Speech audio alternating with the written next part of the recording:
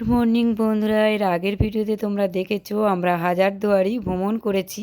আমরা মুর্শিদাবাদে বাকি স্থানগুলো দর্শন করব।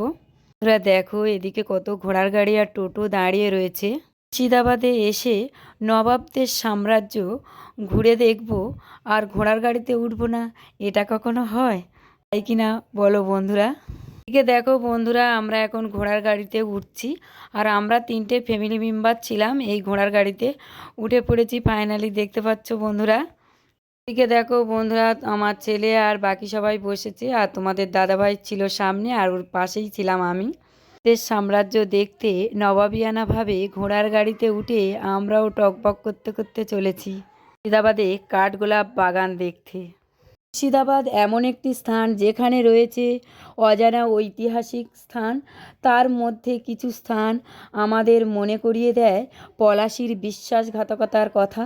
এখানে সিরাজদৌল্লা নির্মমভাবে হত্যা করা হয়েছিল। আর কিছু স্থান আছে সেই সময় বাংলায় কতটা ধনী ছিল, তেমনই একটি ঐতিহাসিক স্থান হলো কাঠগোলাপ বাগান। এই জায়গাটি যেমনই সুন্দর তেমনি প্রাচীন রহস্যময় ঘেরা ঐতিহাসিক বলা হয়। গেট দিয়ে আমরা প্রবেশ করেছি আর দেখতে পাচ্ছ বন্ধুরা, এখন আমরা এগিয়ে যাচ্ছি টিকিট সংগ্রহ করার জন্য। মেন গেটটা আমরা আসার পথে আবার তোমাদেরকে দেখাবো। এই ঢুকতে দেখতে পাবে 4টি কোণে 4টি ঘোড়ায় করে স্ট্যাচু রয়েছে। এটা হলো 4টি ভাইয়ের। এদের নাম হলো লক্ষ্মীপদ, জনপদ, মহিপদ, ধনপদ নামে এই 4টি ভাই নির্মাণ করেছিল কাঠগোলাপ বাগান। স্ট্যাচু যাদের কথা তোমাদেরকে বলছি, এনারা 4 ভাই এই কাঠগোলাপ বাগানটি নির্মাণ করেছিলেন। কাঠের ব্যবসা করা হতো এবং এখানে বড় একটি গোলাপের বাগান ছিল। সেই থেকে এই জায়গাটির নাম হলো কাঠগোলাপ বাগান। আমাদের টিকিট সংগ্রহ করা হয়ে গিয়েছে। টিকিটের মূল্য মাত্র 20 টাকা। চলো, আমরা টিকিট সংগ্রহ করে নিয়ে নিয়েছি। এখন আমরা ভিতরে প্রবেশ করব। চলো প্রথমে তোমাদের দেখাই। এটা হলো, দেখে নাও বন্ধুরা, সিংহদ্বার। এটা মেন আকর্ষণীয়। দেখো এটা হলো সিংহদ্বার। এরপরে চলো একে একে সব কিছু দেখাবো তোমাদেরকে। স্কিপ না করে ফুল ভিডিওটা দেখতে থাকো, আশা করি তোমাদের ভালো লাগবে। এখানে সমস্ত কিছু তোমাদের ঘুরিয়ে দেখাবো, সবটাই তোমাদের সামনে তুলে ধরবো, তোমরা দেখতে থাকো। ভিতরের পরিবেশটা একেবারে মনোমুগ্ধকর, খুবই সুন্দর। তোমরা যদি মুর্শিদাবাদে আসো, পারলে একবার এই কাঠগোলাপ বাগান ভিজিট করে যাবেন।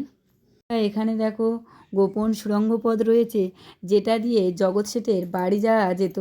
এছাড়া ভাগীরথী ও গঙ্গায় মিশেছে এই সুড়ঙ্গ পথ। সময়ের কালে আজ সেটি নষ্ট হয়ে গেছে বন্যার কবলে পড়ে। কাঠগোলাপ বাগান নবাবদের, এখানে অনেক ঐতিহাসিক কাহিনী জড়িয়ে আছে। এখানে রয়েছে অনেক আমাদের অজানা ইতিহাস। কিছু জিনিস ধ্বংসবশেষ হয়ে গেছে সময়ের সাথে সাথে। এই কাঠগোলাপ বাগানে প্রতি রাতে বসতো জমজমাট জলসা। এখানে কলকাতা, লখনউ, দিল্লি থেকে নামকরা নর্তকীরা এসে শেঠদের মনোরঞ্জন করতেন। বাই নামে একজন নামকরা নর্তকী ছিলেন। প্রতি সন্ধ্যায় জলসার আসর বসাতেন এবং নবাবদের মাতিয়ে রাখতেন। ভিতরে সুন্দর জৈন মন্দির রয়েছে। মার্বেলের একটি বজরাম্বলীর মন্দির রয়েছে, সেটা 800 বছর আগের পুরনো। বন্ধুরা, এটা হলো মিউজিয়াম। এর ভিতরে ক্যামেরা অ্যালাউ নেই। এর মধ্যে রয়েছে নবাবদের আসবাবপত্র, নবাবদের ব্যবহার করার নানা সামগ্রী, খাট, বিছানা, আয়না, ছোট একটা লাইব্রেরি রয়েছে এই মিউজিয়ামের মধ্যে। দেখে নাও চারিপাশটা কতটা সুন্দর, মনোমুগ্ধকর পরিবেশ। তোমরা একবার না দেখলে বুঝতেই পারবে না। বন্ধুরা, মিউজিয়ামে যেসব জিনিসপত্রগুলো রয়েছে সেগুলো ইংল্যান্ড থেকে আনা, ব্রিটিশের সময়ে 200 বছর আগেকার সেই জিনিসপত্রগুলো এখনও একই রয়েছে। এখানে রয়েছে একটা বড় পুকুর, দেখতে পাচ্ছ। নবাবরা এখানে জলকেলি করত আর এখানে অনেক মাছ পুষে রাখতেন। যেহেতু ওনারা জৈন ধর্ম ছিলেন, মাছকে শ্রদ্ধা করতেন, মাছ খেতেন না। মাছগুলো মারা গেলে ওনারা সমাধি দিতেন এবং রানীরা ওই পুকুরে স্নান করতেন। বন্ধুরা, তোমরা যারা আসোনি তোমাদের উদ্দেশ্যে একটা কথা বলছি, তোমরা যখনই আসবে হাতে 2 ঘন্টার সময় নিয়ে এর মধ্যে প্রবেশ করবে, যেহেতু এখানে দেখার অনেক জিনিসপত্র রয়েছে যে সময় ধরে দেখতে হবে। বন্ধুরা, এখানে একটি ছোট্ট চিড়িয়াখানা রয়েছে, চলো সেটা এখন ঘুরে দেখব। এখানে রয়েছে দেশ বিদেশের কিছু পাখি, কিছু রয়িন মাছ অ্যাকুরিয়ামে রয়েছে। নবাবী আমলে এখানে হাতি থেকে শুরু করে বিভিন্ন রকমের জীবজন্তু রাখা হতো। আজ সেগুলো নবাবদের সাথে সাথে সেগুলোও বিলুপ্ত হয়ে গেছে, যার জন্যে এখানে কিছু দেশ বিদেশের পাখি আর কালারিং মাছ রয়ে গেছে, সেটা দেখার জন্যে মানুষের এত ভিড়। এখন রয়েছে এই চিড়িয়াখানার মধ্যে, অ্যাকুরিয়ামের মধ্যে কিছু কালারিং মাছ আর রং বেরঙের দেশ বিদেশ থেকে আসা কিছু পাখি।